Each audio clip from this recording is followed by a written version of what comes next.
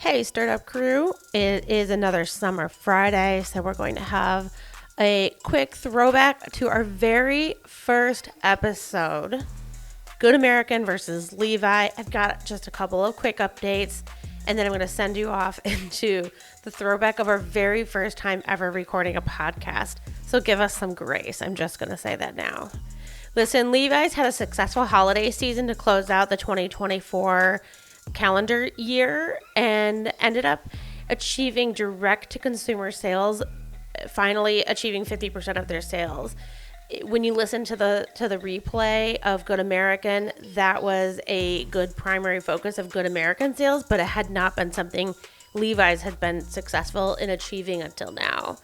They've grown 6% of their revenue, and stock went up 20%. Their stock price went up 20% after Beyonce partnership was announced. That was a huge driver in that 6% revenue growth and to continue to maintain their relevance in the recent months and years since we've released that OG episode.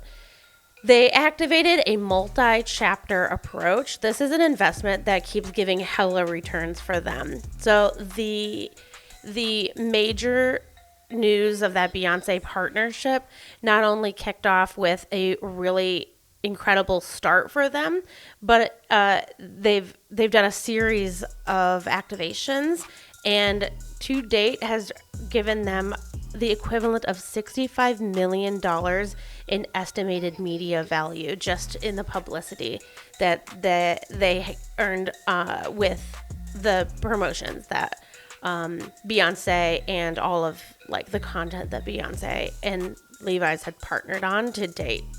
So that's a huge driver of their success since we released that first campaign, that first episode last year. And then just real quick, not a whole lot of crazy news about Good American, nothing significantly changing, but they're putting a full court press on their retail strategy. They're opening their fifth flagship location, or their fifth kind of like their own store location. And then they introduced a partnership with Macy's. So that'll give them a big breadth in access to retail markets, and that'll enter in 79 stores by the fall of 2025. So it's just an interesting strategy. These guys have two opposite strategies. Levi's is like $14-15 billion company, and Good American is in the hundreds of millions dollar company. So they're not quite even in the same stratosphere, but Levi's is ramping up their direct-to-consumer sales and partnering with the Queen Beyonce herself, and Good American had a strong direct-to-consumer start and is going the traditional route of opening up stores themselves and partnering with Macy's in a diverse retail approach.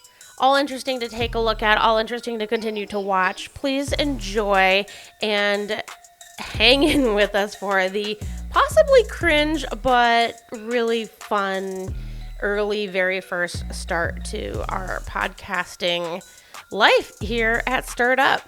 So enjoy. Our podcast is called Stirred Up. There's no way we are not doing this. Yep. Welcome to Stirred Up. Welcome to Stirred Up. We started this topic because you said, I wonder what the Levi story is. Every time I hold this, I want to belt out Celine Dion. Okay, which one? Which Celine song? Sing it. Near, far, wherever you are. I don't know any Celine music. Watch the Titanic? Yes, but I was very young. I can't. I mean, you have to be able to have a halfway decent voice to even try to sing that song. But I know. I think I have a great voice. My kids tell no, God no. My kids tell me all the time to stop singing. I have a terrible voice. But I agree. I was singing when I was testing this stuff out. I was even worried, like, do I have a voice for radio? I don't know. I think you need to hold your mic closer, though. Really, Yeah. sis? Okay. I can go. Yeah, tell me, why are we here? Like, what's your point of view, and who are you? Who are you first? Okay, who am I? My name is Heather. I have known Jess now we've known each other for how long? When did we meet? 7 years ago, Jess and I started working at the same business for a company called Dow. Yep. And we became business partners. Yep. And really good friends. And we have talked about starting our own business in some capacity Forever. I am not working right now, and Jess's kids are getting a little more grown up, so we decided to give it a shot and start a podcast and go from there. We've always wanted to do something. The what was not always, I didn't, like, all of our ideas just didn't quite land, and all of a sudden we had coffee. Can I just hold it like this? The, like, substance of what we wanted to do didn't always land, I think. Yeah. We were always waiting for the right thing at the right time. We had coffee. Yep. A couple of weeks ago. Dude, we've been moving quick. Yeah. I was like, this is interesting, but is it even possible? And after 2 hours together, I was just like, there's no way we are not doing this. We have to do this. 100%. And I've never wanted anything more. Me neither. I'm so excited. Me too. And you know what? I'm actually pretty proud of like us, because not only did we have an idea and we've executed on it, but also like we're sort of building the brand as we go, which makes me feel entirely uncomfortable to like, I like to have the whole plan and like every single thing that's going to happen. And I want to know it's all going to go perfectly, and living in the space of like ambiguity, and we're just going to go for it. And we're going to learn and maybe we'll cringe when we watch this. and maybe not. Maybe not. Probably. I don't know. We'll grow from it. It's fine. That's right. So our podcast is called Stirred Up. Yep. Welcome to Stirred Up. Welcome to Stirred Up. Stirred Up, our backgrounds are stirred up, right? From our more rural country, perhaps even say redneck upbringing. I have had many times that I like downplayed my family stories in a professional setting because I didn't want to come off as too redneck. I am embracing my diversity in my culture. And now I'm like kind of loving it. Yeah, whatever. Although I'm known as at work as the girl with chickens, which I think is like whatever. Yeah. But, you know, it is what it is. We need to talk about the chickens at some point too. Okay. Chicken experience. We don't have to today. We don't have to do that today. So Stirred Up is our podcast. Our backgrounds are stirred up. The topics we're going to talk about are probably going to be a mix of topics that's going to evolve as what we find interesting, or hopefully what you guys find interesting. We like bring a stirred up point of view to this. We want to come with a point of view that I think is like smart and of substance and meaningful, but also we don't take ourselves too seriously. We're going to have fun, and we may not have all the answers. We'll admit that. Yeah. And I think what's most interesting is like, as long as we talk about topics that we're truly excited about, or like, exactly, like we're kind of nerds in a way. Totally. Like you wouldn't know it, but we're nerdy. So like to talk about, there's this whole side of like, we don't want to take ourselves too seriously, and we want this to be girly, and we want this to be like, just there is a point of me that thinks that maybe we are the only people in the world that care about this, because it is a little niche and nerdy. We care about businesses and brands and how to make money and innovation, and I think we just get really obsessed about trying to unpack how the things that we love, how they work, and how it works. Like we're sort of, we like the engineering of business. Like, how do these things come together? So I think we bringing a feminine point of view to business, technology, consumer goods, and how and why we use them, how and why they came to like to be in our hands, into our worlds. Do you know what I was thinking about as you were speaking? Totally aligned, by the way. Yeah. But also, like, if you think about when you map out like a persona, and I know like there's all this about, I don't want to date myself with a persona hat, because there's all sorts of like personas are bunk. But what I mean is by that a little bit. I didn't know that. Well, I didn't know we thought that. Well, it's fine. Maybe then we don't. Maybe we become more then maybe we need to be sophisticated there. But I guess what I'm saying is like from a customer experience standpoint, or like from like a topic standpoint, or like from a consumer review standpoint. How about that for some clarity? You and I are, and a lot of women, I think, a lot of people, are different. We can be different personas and different hats within like the same experience in a brand. Yeah. You have a mom hat. Oh, that's true. A professional For hat. Sure. For sure. a cultural upbringing hat. Yeah. Like you have so many different experiences, and you buy those things, or you appreciate or don't appreciate those things, or don't value them for lots of different hats you wear, right? Like you could be the Gap shopper, the Old Navy shopper, the Abercrombie shopper, right? All in one. Right. And how does that all come together? How does it all come together? So that's the things that get us excited. Yep. That might be pretty nerdy. I hope that as we sit here and like kind of love on talking about stuff like that, that somebody else does too, but that we do it in a way that is a little bit silly, definitely a little boozy. And we're gonna have fun with it. That's right. Jessica commented, and I don't know, did they get recorded when you said, it's 5:30, like we got all this work done, we haven't drank drop. And you're like, I don't think that's happened on a Friday since before I had kids. Right. Aggressively aligned. Yeah. So we're gonna stir it up. We're gonna stir up what we drink. Yeah. Today we're drinking wine because it's Friday, but maybe if we record in the morning, we'll do tea or coffee or whatever. Yeah. Maybe we'll just end with a morning shot. I'm just kidding. I'm only sort of kidding. Well, if we don't have to work for anybody else someday, that's how we'll do it. Then we're not kidding. That's how we'll do it. And some yoga. Okay, so our first topic. I guess the point of view that I researched. I didn't research everything, and we won't talk about everything, although I do have 8 pages of notes. I just wanted to at least be able to reference what I read. You're making fun of me? Yes. So I love it so much. From that point of view, my big question is like really high level, how do these companies work? Okay. Your question to me when we started talking about like how we shop, what we're buying, it kind of came out of nowhere in my opinion. I have no idea how you thought of this, but you're the brains behind the content, to be honest. And you said, what's the Levi story? And I was like, honestly, I have no idea. Like, sometimes these brands to me are just like, they're just this thing in the world, and why they exist or how they came to be matters none at all to me. We have the approach today of Levi versus Good American. So Levi is a classic all-American denim brand. Good American in its name is an American denim brand, but rising in, it's modern, trendy, I would say right now. I asked Liv, Heather's daughter, and she didn't know what Good American was. So I was like a little thankful. No, totally thankful.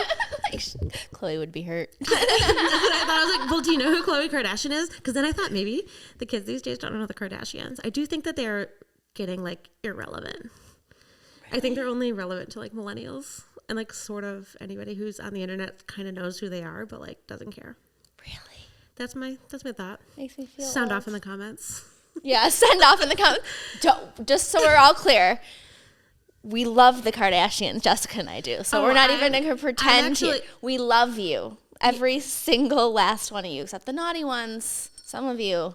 No, but I'm sort of thinking that they're like overrated right now. I was obsessed watching them forever.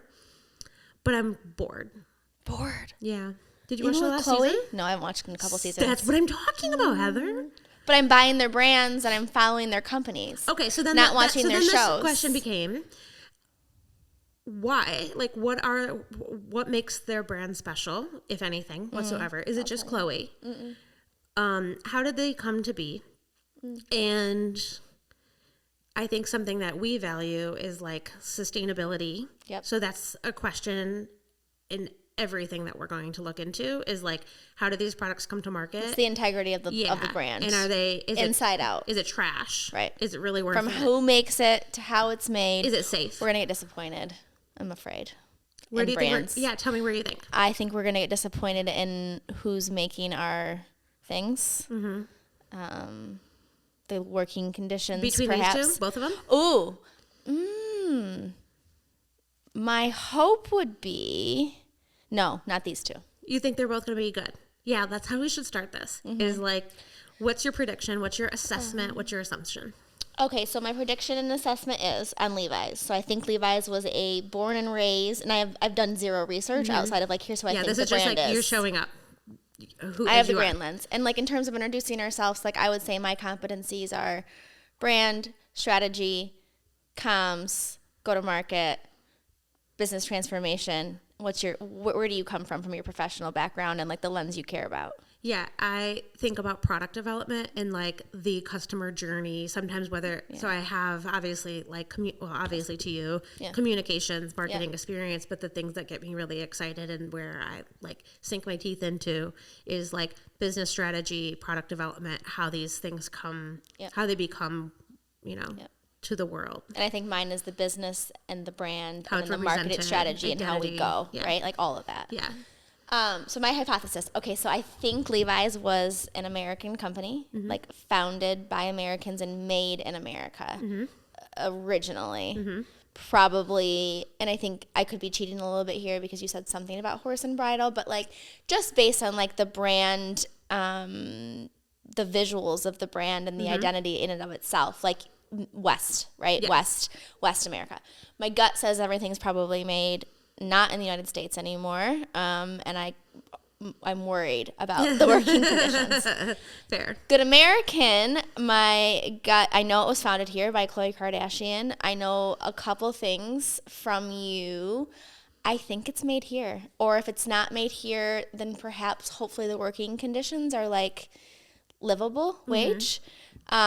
Would be my hypothesis and like probably like deep down my hope. Don't fail me, Chloe. You know what I mean? Yeah, okay. All right. So I'm not going to tell you the answers. We'll talk about it. Okay. So you are like historically, you're right. Let's start with Levi.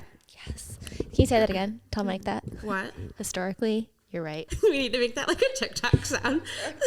You're right. You're right. Okay. So yes. Okay. Like,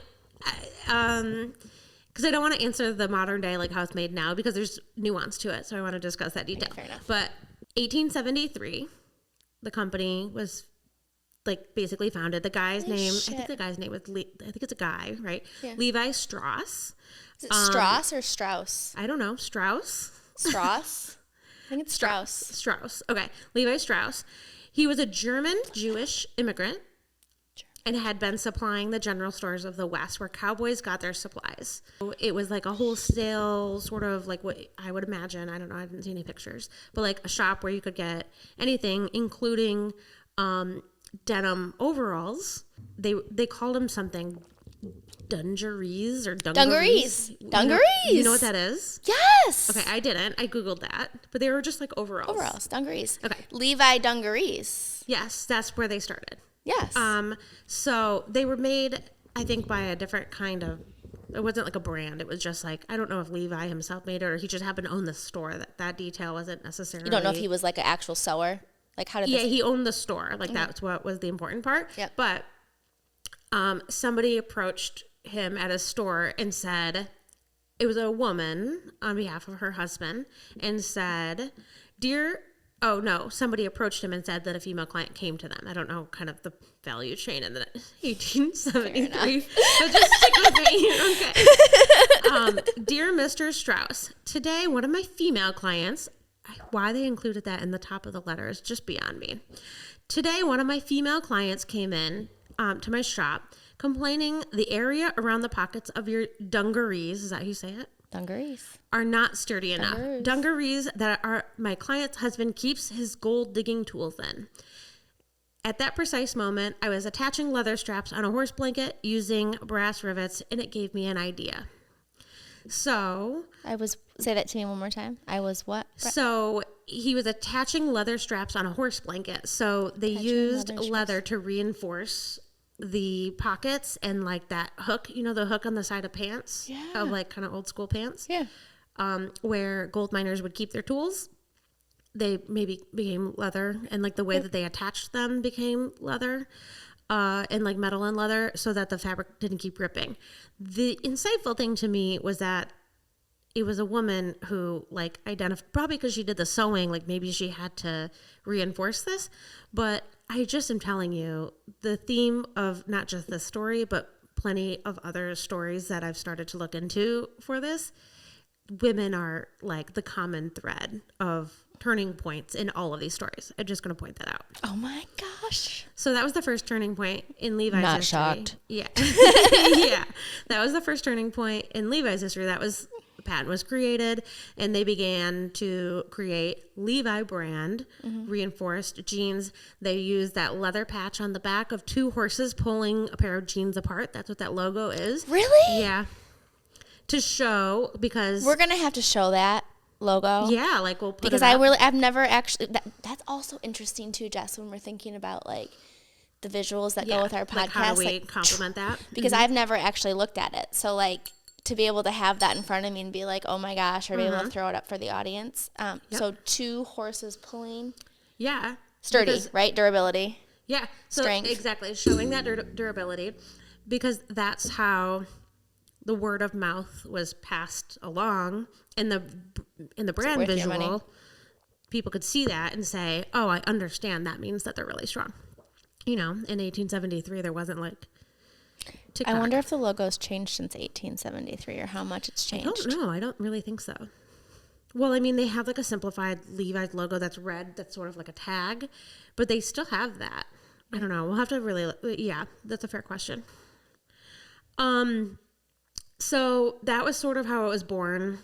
Men who bought these jeans were laborers, workers, hardworking people, but also the evolution of the West was also cowboys. So then it became like a cowboy thing, and it grew throughout the United States when wealthy Easterners would vacation in California and in the West, whatever. They'd come back home and say, this is what the cowboys are wearing. And then they became trendy and more in demand in the East. And that, you know, evolved to being more than just people who were workers. It became a fashion statement. Kind of cool. So cool. Yeah, Does the Levi still have the quality? I feel like they still have. I think so too. Yeah. I think quality and like, I don't think that Nostalgia. differentiates them anymore though. Is what I would say. Aligned. No. Yeah. I'm all about the stretch these days, girl. Yeah. Quality Well, okay, means so we'll stretch. get there. I'll jump in Quality quickly. means stretch. I will say in the 80s came on in troubled times. I don't know if it was like unique to them, but they closed 60 plants and only kept basically their overseas plants. So In the 60s? In the 80s. In the 80s. So they grew between like the 60s and into the 70s, and as they approached the 80s, came upon hard times. So as they contracted, now in the 90s, only about 3% of their manufacturing remained in America. Everything else was made overseas, and it still is basically that today. So I'm just gonna like close out that topic. So in the 90s, I'll just also nod to a whole bunch of allegations of their overseas suppliers with child labor and poor working conditions. It's in Wikipedia, so like I'll just acknowledge that that's a part of their history. I don't know that we really. What's the estate? Do we know? What's that? Are they still practicing? Okay, so we'll get there. Today, the company is in like the $10 to $14 billion revenue. So they're still a gigantic company. So they're still a very large size company to me. Like 14 billion is not small. Correct. So this was a fun fact. They did struggle in like the late 1990s and in the early 2000s, but then acquired a new CEO. Do you acquire they brought on a new CEO in 2011. The man who led the infamous acquisition of Gillette at P&G. Yeah. He was like the GM. Yeah. What's his name? I don't even know if I put his name in my notes. Can you believe that? His work is more infamous than it precedes him. Is that how you say that? Yeah. Like his work is more famous than he is himself. He's the Gillette superhero. Yeah. So it was incredible. He had this whole rebuild strategy. I loved actually like researching how he listened to his employees. He had something like, I think I read in there, he had like 1,013 problems or something. Like it was not a small feat for him to kind of come in and rebuild the company. But here's the second turning point that women influenced is that of a handful of things that he said and learned about the business to revitalize the business, he was at dinner with his wife and said, why are these, like at a nice restaurant, I'm presuming, why are women wearing leggings when denim looks so much better? Like, why? Yeah. She told them, didn't she? And She dropped the conclusion the was bomb. that we, Levi, need to make denim as comfortable as leggings. Levi's. And that was the thing that turned, like, that was the moment that company turned around. Listen. Since the relaunch of our women's business, we have experienced 11 quarters of consistent growth. Sales have increased from less than, Sales have increased from less than 800 million to more than 1 billion annually. Okay, I'm going to tell you this, and whether or not we want to put this online, but like Levi's used to be known to me as a little girl, like I was born in 1984. Mm-hmm. So 94, I'm 10. My mom's trying to put jeans on me. Right. You know, they hurt the lady bits. The Levi's zipper crotch area was so... You are so right. So uncomfortable. Yeah. Like... Because they were so durable. The denim wasn't comfortable. It was terrible. Like, I don't know, I'm trying to ride the bus, not a horse. Give me some of them stretchy pants, Mom. Right. And to this day, so when Bennett was little, he used to say that. Jeans hurt his privates. Like, we're not wearing jeans. They hurt our privates. So that was he was even hired in 2011. Who knows? Okay, so they opened a lab, an innovation lab. One of his observations was that they manufacture everything overseas, and even their innovation lab was overseas, but none of their workers were there. Like, the people who were staffed at Levi's were not close to that in proximity. Like, how are you creating innovative products when innovation is not even in your back door? So they opened an innovation lab in 2013. Yes. They revamped the women's denim line in 2015. And yeah, that was the result of that. So 2013, that makes sense. They got it together because if Bennett was born in 2007 and in 2010, I'd put jeans on him for his dress pants that hurt his privates. Yeah. They didn't actually everyone started to get stretchy, I think, like Good American is entirely stretchy. Yes, so that's part of their... Stretchy, not saggy would be my ad campaign. So today, we can wrap up Levi's. So today, then the question is about sustainability. So there's not always evidence because we didn't always look for sustainability in the past. So one acknowledgement is the series of lawsuits on how their clothing was made in the 90s. I don't think they were alone on that. I don't really think they should be condemned for their practices in the 90s. They should be, like, what are their practices now? They have, like, do well to the planet-oriented goals. In 2019, Levi and American Eagle were the only two clothing brands signed up for the Paris Climate Agreement. So I thought that was notable. That 2015 timeframe, introduced a well thread collection that pushes sustainability boundaries. So they have certain product lines that presumably are probably priced. Yeah, well thread. Priced higher. Exactly. That's my expectation. Yeah. I didn't go into, I have some notes here. It's about like material sourcing, design durability, timelessness. They partner with factors that promote worker well-being. They have recyclability taken into consideration. So they have lines that have that dedicated to its purpose. Do you know what part of the business, like, is it 10% of that? They don't say.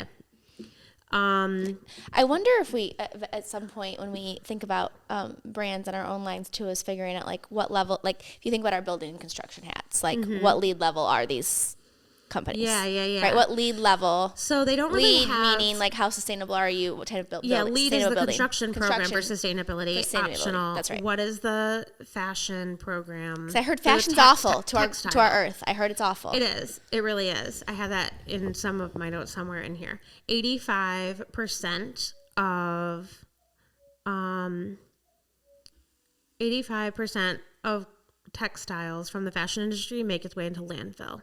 85%. In our backyards, and then usually dumped in foreign landfills is what the statement says. So one kind of faux pas that is like a public thing that this CEO, I don't think he's still the current CEO. Maybe he is. I don't know.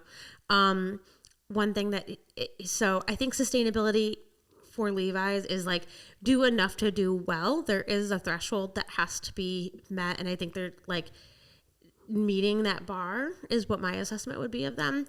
I don't think that they are intended. They're just doing what's expected. Yes, I don't think that they're intended. It's not differentiating them. Like they're not trying to go above and beyond.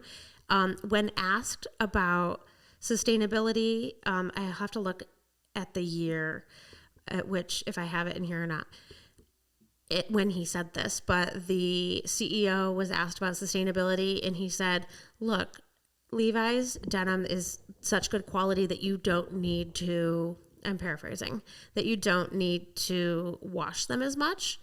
So what we recommend is don't like go a certain amount of uses. I don't know if they have a number, but like don't wash them every time you use them, and air dry them because that will make them last longer. So what my question sort of is like, what is that cradle to cradle impact? I think that's, so if we're saying we mentioned the landfill piece. Such an interesting position too. It is. Like, okay, maybe we're not making them sustainably, but you can be sustainable in your choice. We're making them just sustainable enough. Right. Because maybe that's only passing off the fraction of like what the cradle to cradle impact is. So let's say manufacturing of them accounts for a certain amount, and they do use like cotton that is sustainably sourced. They have some goals around that.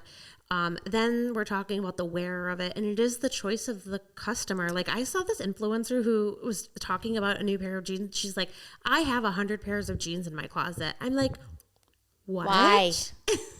What? Why? So there is a responsibility on every single individual. Stop buying a bunch of shit we don't need. Like, are people. you going to buy a pair of jeans and then wear them for a certain amount of years, many years, until that you can't wear them anymore? Or are you buying a lot of pairs of jeans, you're cycling through them quickly? Like, I think that there is a responsibility there. And then again, like what's recyclable, and the entire industry is suffering with that end of life option. It's not terribly recyclable.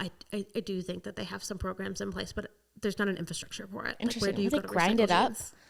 Like, do they grind it? Like, what do you do? I don't know.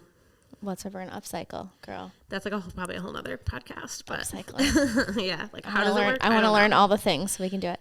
Among the companies encouraging customers to recycle products is Levi. Customers can send old pairs of jeans, which will be recycled into more denim. How? I don't know. Interesting. So given that, I think they're representing like a decent amount of that sustainability life cycle. They're not Temu. Or Shein, which we will cover. Never again. I bought a shirt off of there, and I didn't see the sleeves of it, and we'll have to do it on our episode, but it literally has snakes on the sleeves. Oh my God. This is not aligning with my personal brand. So Levi has almost 600 suppliers on their directory list, so it's not, I think that they have challenges with holding suppliers accountable. The last thing on Levi's is that they fall short on their street cred for like sustainable labor. I was going to ask, so where is their shit made? We don't know. Are kids There's still no making evidence. So Pakistan, Mexico, Bangladesh, Egypt, Africa, China, India, Indonesia. But that's not unique to them. Like a lot of companies do. Correct. That. So they're not, a majority, almost all is produced overseas. How do you figure out, like, is there any transparency that can be discovered of, are your 8-year-old kids making Levi's? So it's up to the company. They need to produce their, there's another company I looked into, I'm not going to talk about it here, that is more transparent and holds their companies accountable. There's very little like, their suppliers accountable. There's very little like third party programs. It's complicated. It's complicated. We'd have to like go there. And it is an industry wide problem, not sweatshops still today. Yeah, totally. Every company to affordably produce a product, except for Good American, is Way to be, Chloe. Shall we take a wine refill break? We're gonna take a wine refill. Okay, and then we'll start with back, Good folks. American. Yeah. She didn't escape. Okay, here we are. Here we are. Okay, you ready? Yeah. All right, let me just one more drink. Yeah. Okay. I'm getting us wine tarps for every season. I wonder if you can hear me drinking, swallowing on the mic.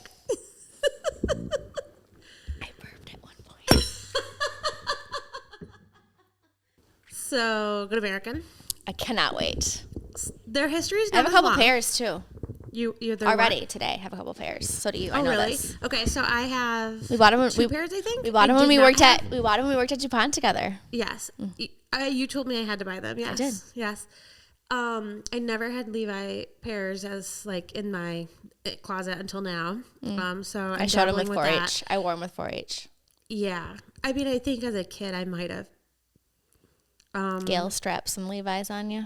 Yeah, but I don't really have specific memory of it.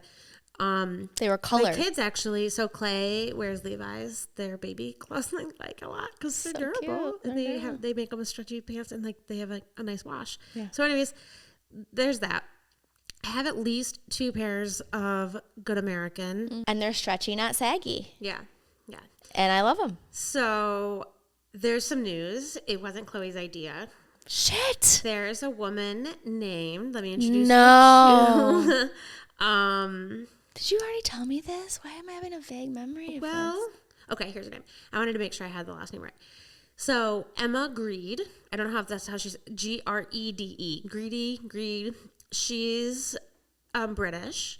She was in a fashion marketing agency, so had connection to Kris Jenner from that exposure.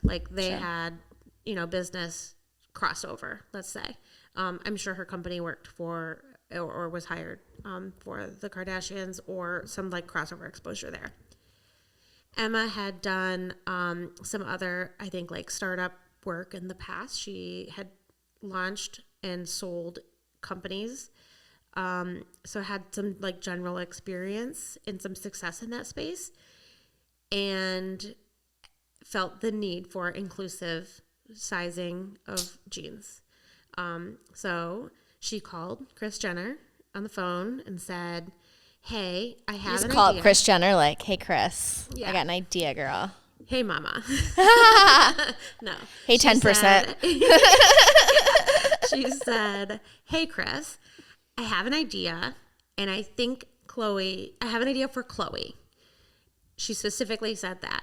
And Kris said, "When you come to LA next," because I think she was based out of London or New York at the time, but I think it was London. She's fabulous either way. Yeah, right. "When you come to LA next, let's set up a meeting." And Emma says, "Oh my God, I happen to be coming next week. Let's meet." And she did not have plans to come next week. She just made plans to come. If Kris if Kris welcomes you to dinner, yeah, then you do it. you put on your best pair of jeans. Yeah, there you go. So she meets, of course, Kris includes Chloe, so she pitches the idea directly to both Kris and Chloe. What year is this? What year are we in? 2016 was when the company was founded, so I'm assuming it's 2015. Because they can make shit happen fast. Yeah. Well, yeah. So I guess I don't know when the, how long it took them to warm From up. ideation to execution. Yeah. But their supply chain is pretty simple, so I can't imagine it was a long time. Tell me about the supply chain, girl. I'm going to. Well, there's some basics that I think are really compelling. So made the pitch. Emma's been said to say that if any of the other sisters if Chloe didn't want to do it, she wasn't going to go to Kourtney next. To your point, this is Chloe's MO. This is this is her brand organically, right? This is the thing that means the most. They can do this together. So that was sort of the what a power move too, to say from a creative and a purpose standpoint, just from the bare, when you strip a brand back and you get down to the who, the why, for her to say, this is for Chloe. I'm going to do this with Chloe, but I'm not just going to make money. Else. Exactly. Yeah. Big props to Emma. Yeah. Sorry, we don't know how to say your last name. Yeah. Greed. I should have YouTubed it or something. Whatever. I don't know. We'll figure it out. We'll get it. So just context. Once she did Good American with Chloe, she also partnered with Kim on Skims. And then so we got to do Skims at some point. Skims has to happen at some point because I have something of your Skims that I borrowed once and never gave back to you. Because it was so good. So good. And then Chris introduced a sustainable, like, cleaning brand. No. Yeah, I think it's dumb. Is it? I think it is. Like, sustainable cleaning is dumb. Do we really need this? Like, is it a real problem? Do you want to breathe in that? Yes. Like, you don't like. I worry about every time I put Mr. Clean. I worry. I don't worry at all. Like, Mr. Clean smells so good. Yeah, your throat burns after you spray it too. So good that I spray it just to smell it. And we get the concentrated kind and put it in like a spray bottle. Yeah, well, when you grow a third eyebrow, I don't measure anything. So Matt's like, I know you don't. I watched you bake. Matt's like, how much did you put in here? And I was like, I don't know, like glug, glug, glug. And then I just fill it up with water. And he's like reading the instructions. He's like, it's 2 tablespoons per cup. So you did like a 50-50 part, and you're supposed to do like a 1/8. I remember your cooking with Jess segments, and you're like, just throw a little in. I'm like, That's how I cook. So whatever, they come together. The whole thing is about body positivity, size inclusivity. That was always the thing. They mean it. Here's my open question still. Got it. I looked hard for this research and I didn't find anything. The reason that size inclusivity is a problem is because of economics of scale. It's very difficult to make one thing in size 00 to size 22. First of all, you've got to manufacture, then you've got actually, it's not just one unit, like one SKU. You've got all of these, I don't know, micro SKUs. Like, you know more about this than me. Sure. But you've got all of these then like sub products. You have to know how to make all of those available, right? So if you only have certain size available because you didn't make enough in another size, then I don't know. Like, I just think that that's chaotic. So one of my questions is like the economics of all of that. Yeah, chaotic, but think about it. And like, I mean, most companies have thousands of SKUs. Not most, but like there's thousands of part material numbers. I'm just saying, like, I see what you're saying. Like from you're saying, is it a real problem? I'm saying I'm assuming it's a problem. Yeah, I don't know if it's a real problem. Okay. I think otherwise somebody would have done it though. Why isn't anybody else doing it? Because they don't like somebody who's not. Nobody cared if you were in a 2 until like 4 days ago. That's my hypothesis. That is part of the Abercrombie and Fitch story, but exactly. I digress. So we will get there. I do see what you're saying. Like, okay, we can't. You're putting this much material on a machine. So you think it was just branding? I thought it was like true logistics. Like, we don't want to. No. We don't want to size for fat people because it doesn't. It's just expensive to do. Okay, think about this. You're a better sewer than me. Does your sewing machine discriminate? No, but when I'm trying to make a decision about if I'm going to make another version of this product, then I've got to manufacture enough for everybody. And if I'm just saying I'm only going to limit it to 8 versions instead of 22 versions, it simplifies things. It's less expensive. That I'm aligned to. So that's what I just less wonder. Expensive. Like, how does somebody? It can't be done or it's overly complicated, but it's much more efficient. Yes, much efficiency. More costly, cost saving. Yeah, correct. Okay. So, anyways, that's still an open question to me. I'm glad we're aligned. They probably make up for it just in the price of their product because the price point is much higher. So it's fucking expensive. Levi's was like, I'm just gonna say like an average $60. I could certainly find some for $40.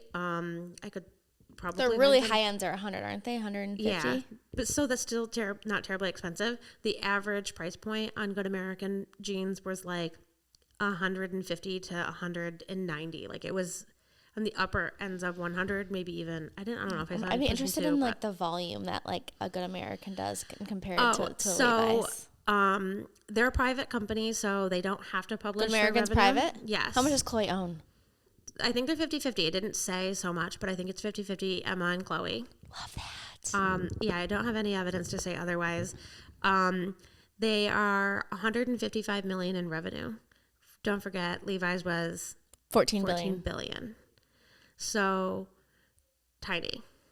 They're a very small company. Well, I worked for 100. So I can actually, in my mind, quantify that now. I couldn't 2 years ago. But like when you go from like a Dow which is a Fortune, what, are we 50? Was it Fortune 50? Yeah, they're like $45 billion. $45 billion. I work at CVS now, $300 billion. 300, huge. Yeah. What are you, Fortune 5?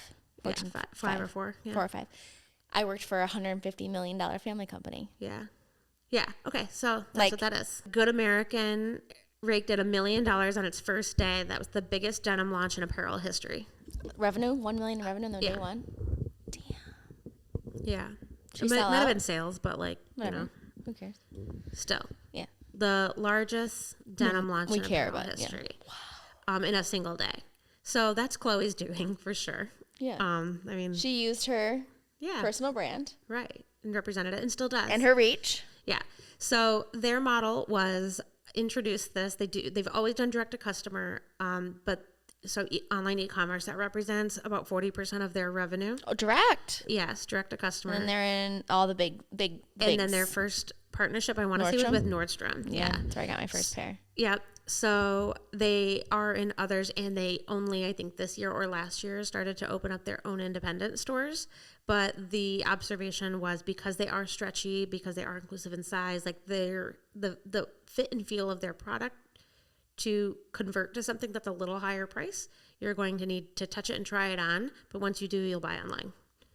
So that's sort of that's how Emma described it. I think I would align to that. And I also think, like, if you think about brick and mortar and you think about traffic, like, think about, like, just pure leads and opportunity management. Like, how many people do you need to come through that door to sell? The more inclusive you are, the more people are going to come through your door. Yeah.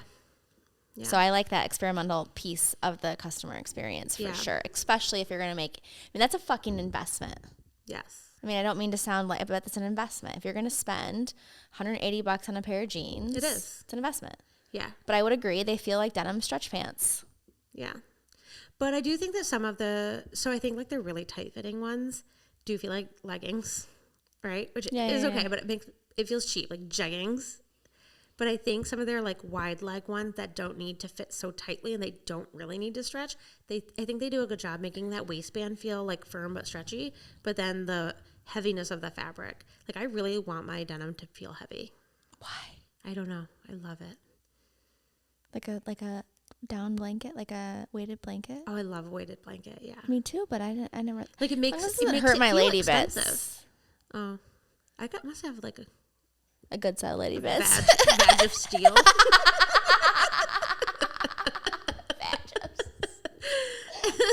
I am sensitive over here.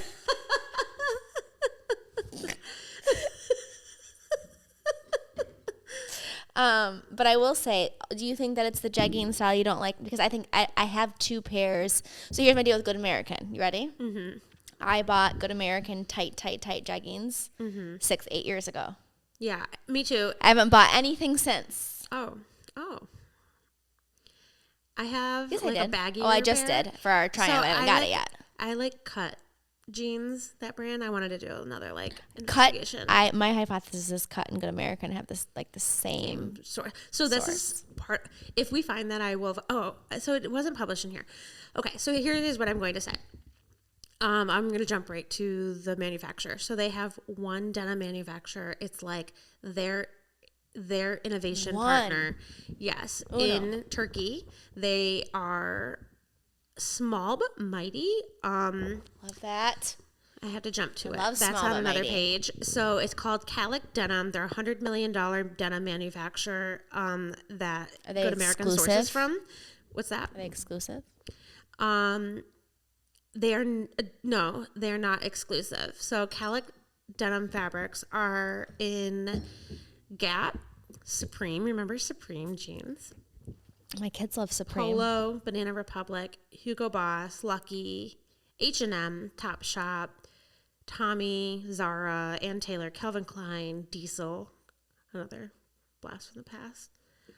Seven for All Mankind, and more. I love 7 for All Mankind. They're expensive as shit, too. I know, I love them too. So they have 11% of the total denim fabric production and 20% of the premium market in Turkey. How do they treat people in one Turkey? of the biggest players in their sector. Okay.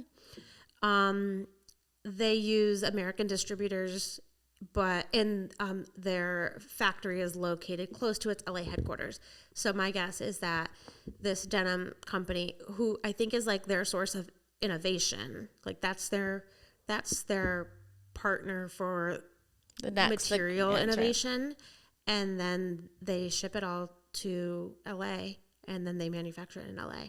So that's why it's $200 a pair. What do they pay the people who manufacture in LA? I don't know. They didn't say that.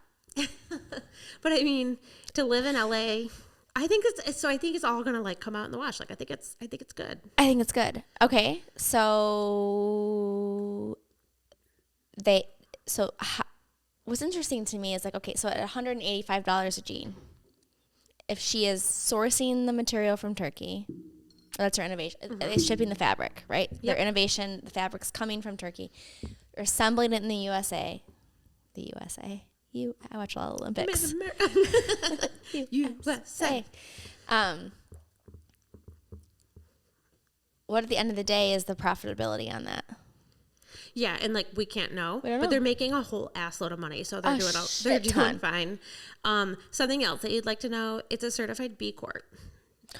Okay, so I told you. I told you.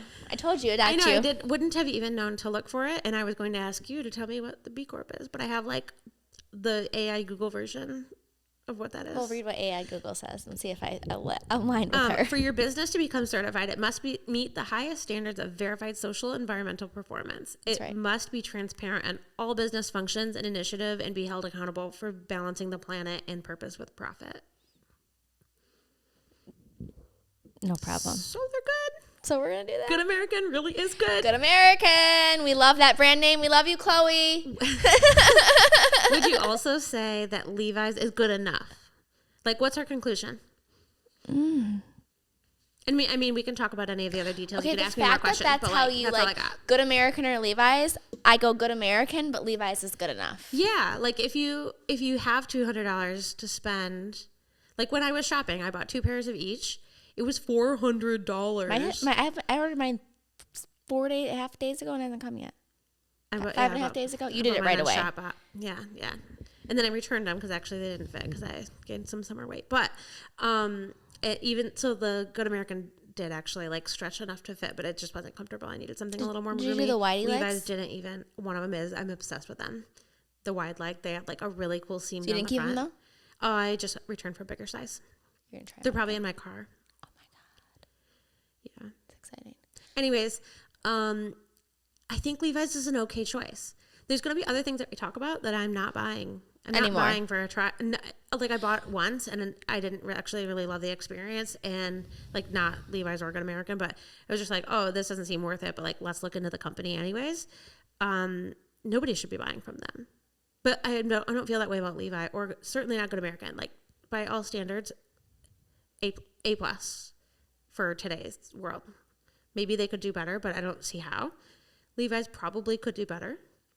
We don't know for sure, but I think they're good enough. Dude, I love your conclusions. Like, good enough. Like, it's okay. It's okay. And it's affordable. We don't have to feel absolutely terrible about ourselves as human beings for buying the Levi's. Mm-hmm. Yeah, totally. Like, so, I mean, unless something else came out after that we don't this. know. Yeah, that we don't know, which is totally possible. There is some uncertainty or like just some lack of transparency on their suppliers, but that's not unique to them. Sure. And from what you've researched so far, from like, this is absolutely terrible, we should all be ashamed of ourselves, to like, we can feel really proud of ourselves. They're like middle to upper upper management. They cross the bar. They meet the threshold of acceptable. Yeah. And Good American meets the threshold of like A plus. A plus. You should, if you can, buy them because they're better. That would be really interesting too. Like, we can cut this, but like, what are the most affordable brands in the world that are the most ethical? Yeah, like I think that's going to come. I think we will be able to have like a conclusion after doing all of the research over a series of episodes. And I'm thinking like part of the why too is like, I do feel like clothes are a part of my like protection, my identity, my whatever. Values. My values. like totally. And like I believe that everyone, like they're like everyone should have rights to affordable health care. Everyone should have the right to like comfy, warm, amazing clothes. Yeah. Don't put that in our cast. Edit us out. But you know what I mean? Like I do. Why to be stylish do you have to spend $1 million? I guess is what I'm saying in like a more simplistic way. Like I want to highlight brands who are doing the right thing, but also like right now everyone can buy a $180 pair of Good Americans. If you can, perfect. But if not, like is there an alternative choice that we can talk about and highlight and like praise on the cast? Not only from like helping the brand standpoint, but like serving a greater audience who listens to us. Like access to the information, make it easier at least. Yeah. So that's our mission.